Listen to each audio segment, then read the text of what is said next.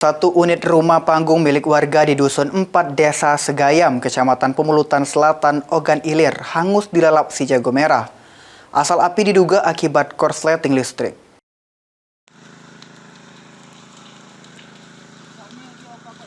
Inilah detik-detik rumah milik Komar, 81 tahun, warga Desa Segayam, Kecamatan Pemulutan, Kabupaten Ogan Ilir, yang dilahap si jago merah.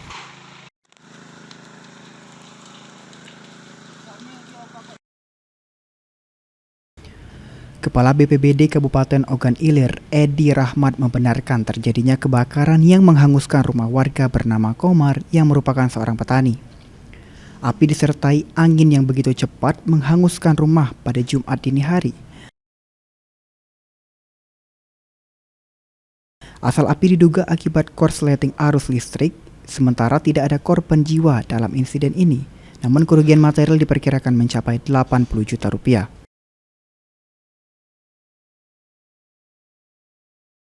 Ahmad Romawi, PAL TV.